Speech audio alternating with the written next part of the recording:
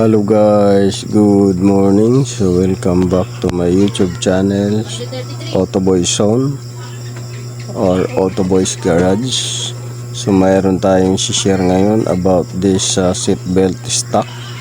So paano ba nangyayari na na-stock to at tayo gumana, at paano ayusin, at paano ba i-release tong stock nya, stock up belt.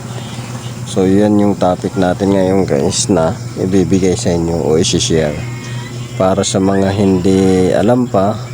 Para sa mga baguhan, ito ay delikado gawin. So nakikita ninyo nakalagay dyan, do not remove or do not try to remove, or maraming mga sign dyan na warning sign na wag ninyong bubuksan, kasi minsan sa ibang modelo mayroon niyang spring na re-release, tatalsik. So dito sa modelo na to, papakita ko sa inyo kung paano nangyayari na nag-i-stock. So yan guys, so, kung nakikita ninyo ay mayroon siyang release pin, kulay pula yan dyan. Yan yung lock nya, lock pin. Sa lock pin na yan guys, mayroon doon sa taas na bulb nya. So yung bulb na yan, pagka lumubo na yan, hindi na yan siya atras, maintain na yan siya nakatulak. So yan yung dahilan kung bakit nag-i-stuck yan siya guys. So yan yung share ko sa inyo kung paano i-release yan at paano paganahin, at tanggalin na lang siguro natin kung sakali para hindi nakalaylay sa labas.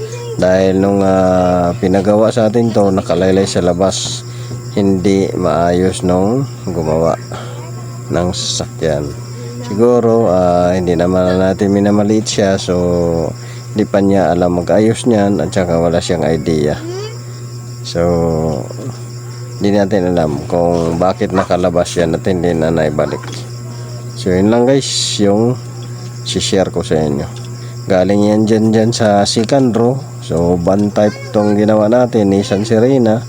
So ang nakita ko dito kung bakit nakalaylay yan dyan, siguro nag-ano sila ng aircon, kasi nandyan yung blower. Ngayon hindi na nila binalik yan, gawa ng hindi naman nagre-release na. So nag-stuck na siya. So nasa loob yan siya guys, nakakabit. So ngayon babalik natin doon sa loob, pero pagkaganahin muna natin. So ito yung result ng ating ginawa. So gumagana na siya guys. So fast forward lang tayo, hindi na natin isa-isahin kung paano natin inalis yun. Basta madali lang alisin yun, 2 tornilyo lang naman yung pin na yun. Yan o, 2 tornilyo. Tapos mayroon siyang bulb dyan sa loob na siyang nagsisilbing tutulak pag maglalak siya. Pero dahil blown na siya, hindi na siya makaatras. So yan yung bulb na release bulb niya, at yung activation bulb niya. So yan, gumana na guys. At ibabalik na natin sa posisyon niya, yung tamang posisyon niya, para hindi nakalaylay sa labas. Dahil nakalaylay lang yan guys sa labas, sa gilid. So nakasiwa tingnan at pangit tingnan na mayroong nalaylay na pyesa. So dito guys ay fast forward ulit tayo. Ayan na, naikabit na natin doon sa loob. So okay na siya, wala nang nakalaylay dyan sa gilid, at gumagana pa rin siya, pero wala na siyang lock. Meaning gagana yan siya pagka ginamit natin seatbelt, pero wala na siyang lock kung hanggang saan lang. So yun lang guys, sana nakatulong to sa inyo. This is Autoboy Zone, sharing is caring. So Autoboy's Garage, Autoboy Zone. So isa lang yan. So maraming salamat sa panonood, at pakisupport na lang ng ating YouTube channel.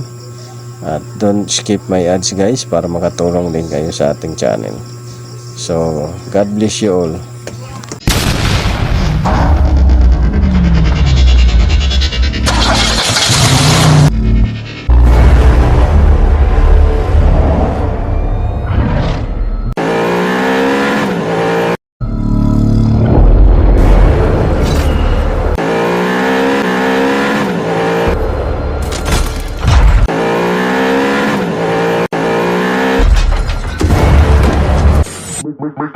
Make